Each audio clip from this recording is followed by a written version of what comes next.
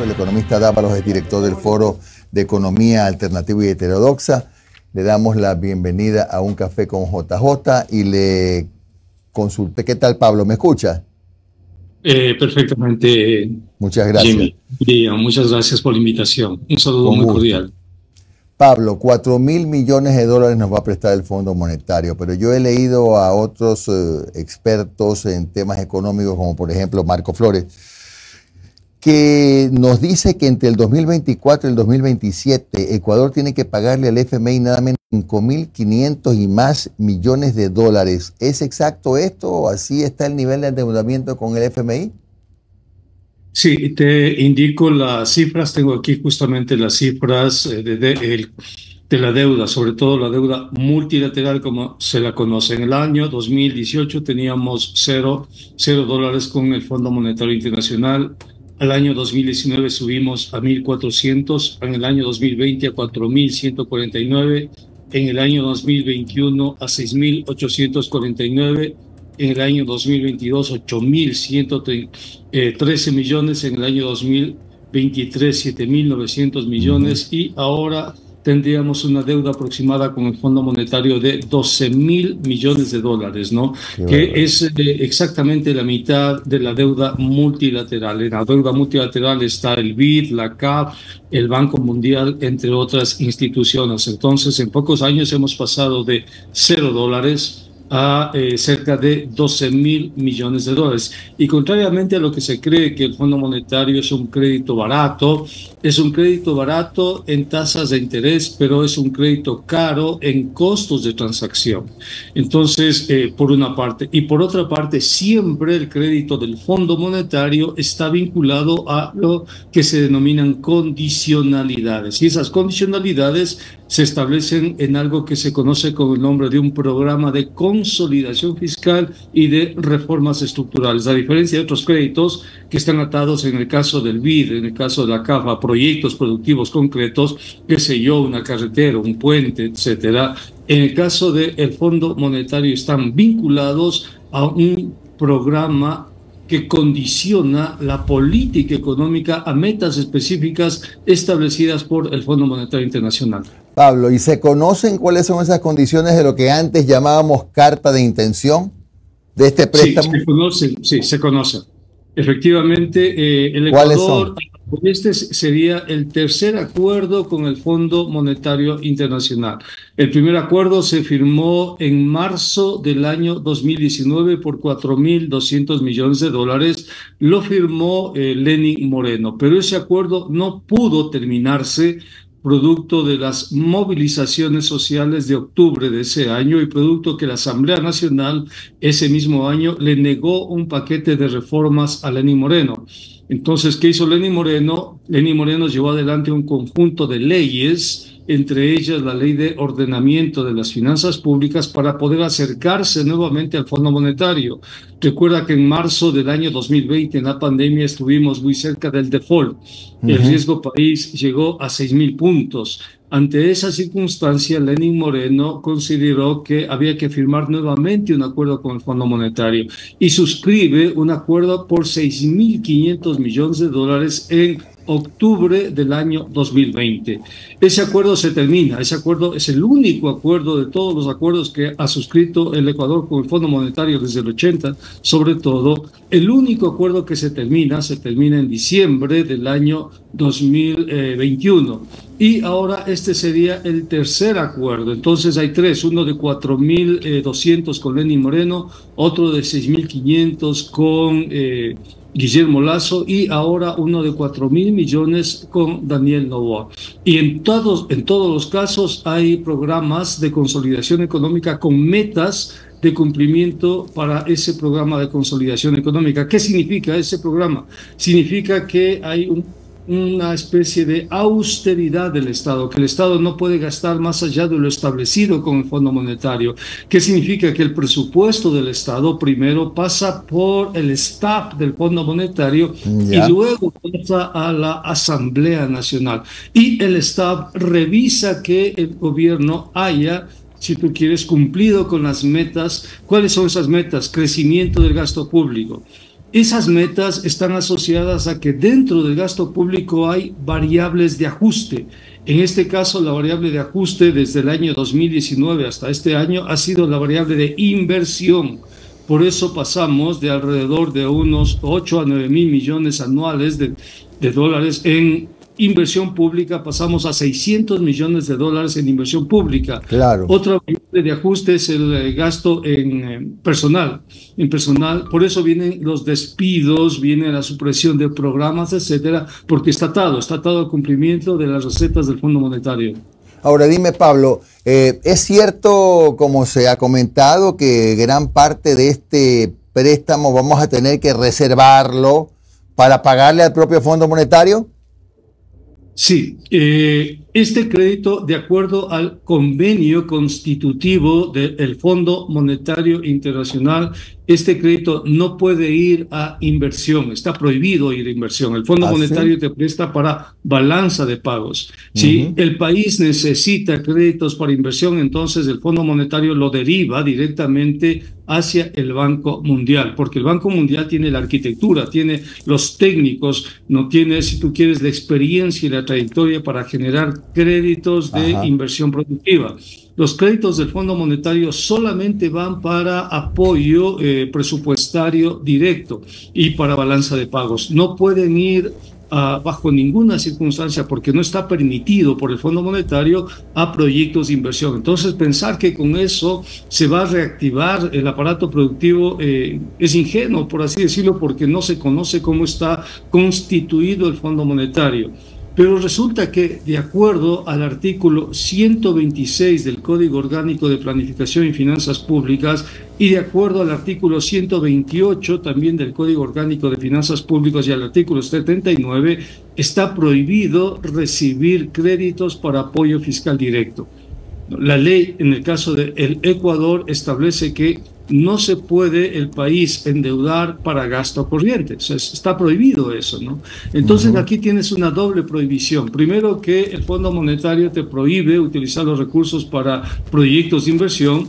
Y segundo, que el Código Orgánico de Planificación te prohíbe utilizar esos recursos para apoyo fiscal directo.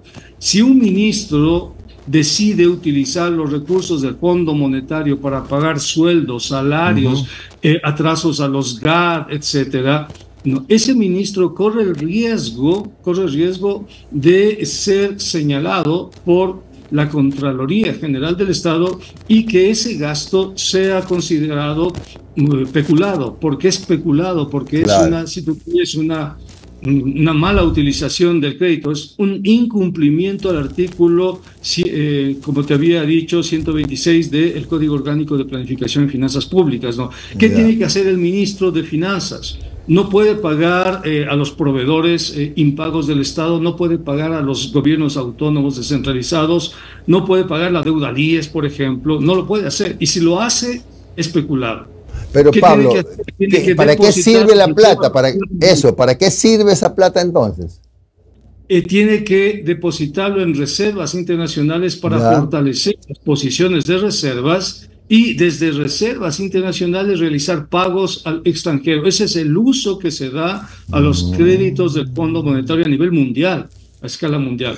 Entonces, esos dólares no van a aterrizar nunca en la economía ecuatoriana.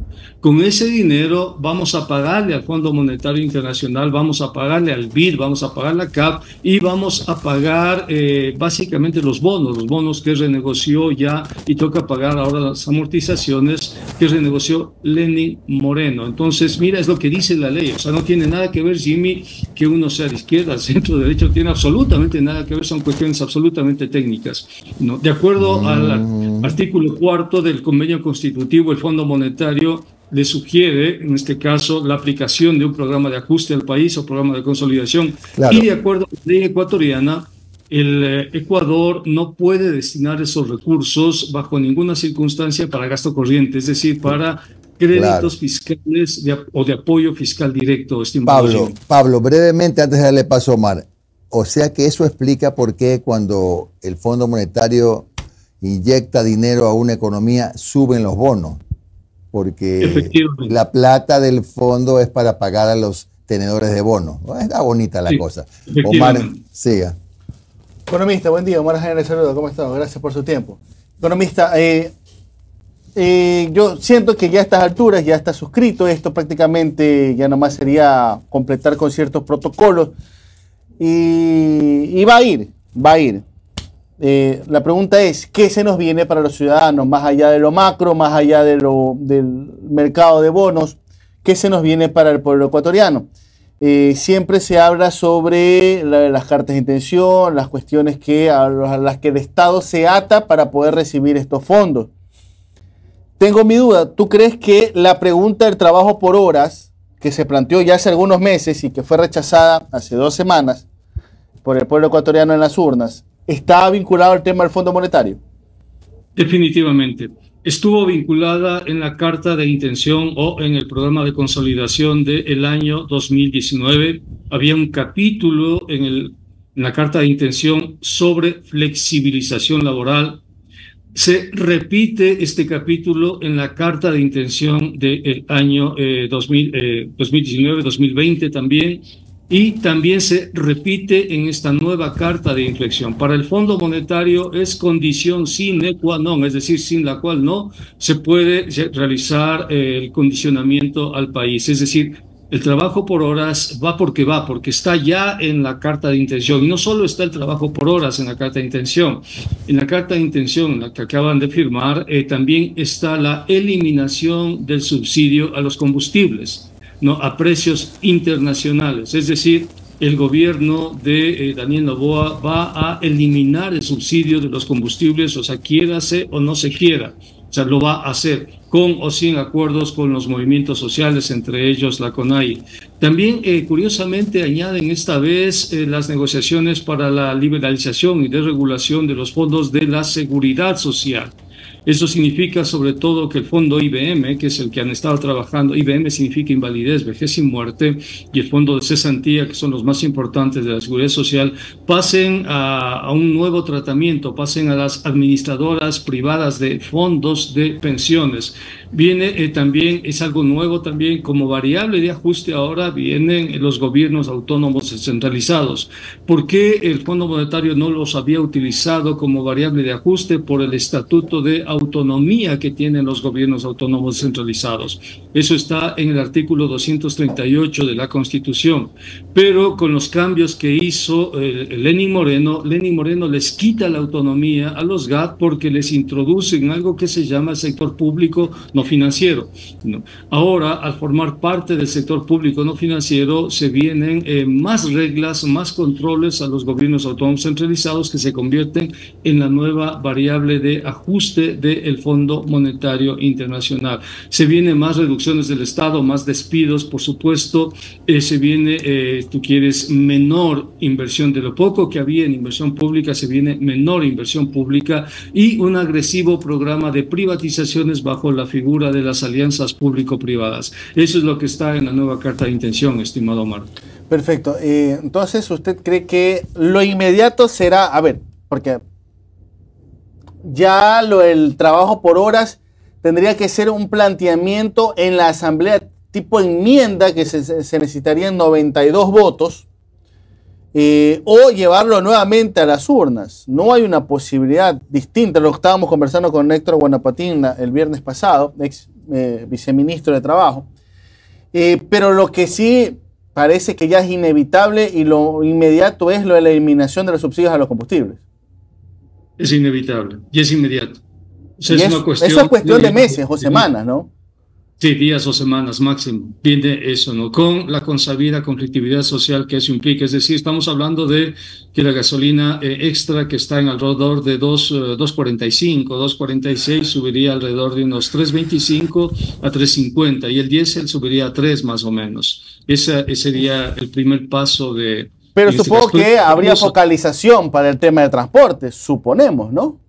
Yo creo que sí, para tratar de apaciguar, tratar de amortiguar, si tú quieres, el malestar social, lo más probable es que se vayan por ahí. Pero hay otra cosa, una vez que hemos logrado bajar el riesgo país, este momento estamos con un riesgo país de 1.100 puntos más o menos, probablemente cuando ya empiecen los primeros giros, las primeras transferencias del Fondo Monetario Internacional y se depositen en balanza de pagos, es decir, en reservas internacionales. Una vez que tengamos eso y baje el riesgo país, probablemente el gobierno de Daniel Noboa emita bonos en los mercados internacionales. Es decir, no ha parado todavía el endeudamiento. Eso es, recién empieza, si tú quieres, el endeudamiento.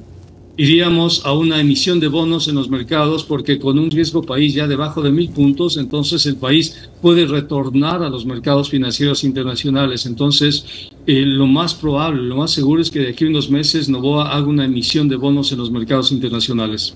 Ahora, Pablo, tú que eres una persona muy ligada y abandonemos lo técnico para irnos a lo político. Tú eres una persona que tiene bastante cercanía con la CONAIE.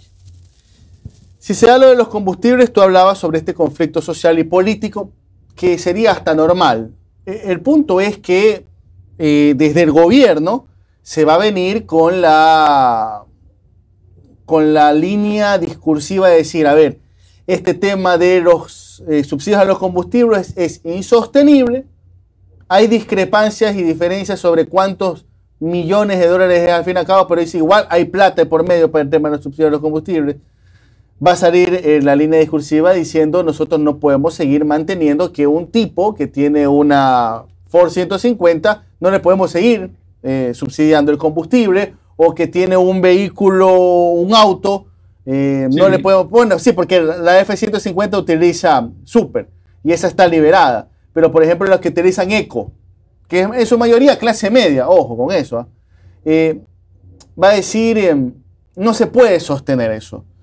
Y eso va a tener el eco por parte de agremiaciones y de cámaras de comercio, y van a acusar a la CONAIE de terrorismo, porque ese también es un mote que ya se le ha pintado desde el 2019 a la CONAIE, del terrorismo en las calles que busca defender el tema de los subsidios. ¿Cómo tú presientes que puede haber este conflicto en los próximos meses? Bueno, ahora el presidente Daniel Noboa tiene, producto de la consulta popular, la capacidad de poner al ejército en las calles, además de incrementar la capacidad de represión del Estado, y lo más probable es que de una parte tengas a la CONAIE, que ante la medida de eliminación del subsidio de los combustibles empiece un proceso de consultas a sus bases, y en las bases probablemente se opte por o se tome la decisión de una movilización. Y esa movilización va a significar un levantamiento, probablemente, ¿no? Porque la CONAIE toma decisiones de abajo hacia arriba, si tú quieres, para que sean consistentes. Y probablemente el gobierno responda a esa movilización con los resultados de la consulta, es decir, con la militarización del país y con la persecución a los terroristas. Y entre los terroristas estaría la dirigencia de la CONAIE. En otras palabras, el presidente Noboa intentará resolver su compromiso con el Fondo Monetario, que le genera un problema y un conflicto político, con medidas represivas. En este caso, la utilización ya no solo de la policía en contra de las organizaciones que hagan una movilización, sino también del ejército, aprovechando justamente la consulta popular. Como en la consulta popular el pueblo votó para que el ejército esté en las calles, y como el gobierno probablemente utilice el discurso del narcoterrorismo en contra de las organizaciones sociales, les quite el estatuto de las organizaciones sociales de organizaciones políticas y de resistencia, y lo que significa el artículo 98, y les inscriba dentro de lo que es la represión militar, para evitar justamente que las organizaciones sociales, entre ellas la CONAIE y el movimiento indígena, tengan la capacidad de movilización que tuvieron en octubre de 2019 y en junio del año 2022. Entonces vamos a una agenda muy represiva,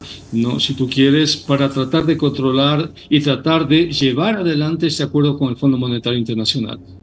Bien, mi estimado Pablo. Muchas gracias al economista Pablo Dávalos por estos minutos de su tiempo. Un abrazo, Pablo. Gusto de verte. Muchas gracias. Un abrazo también. Hasta la próxima.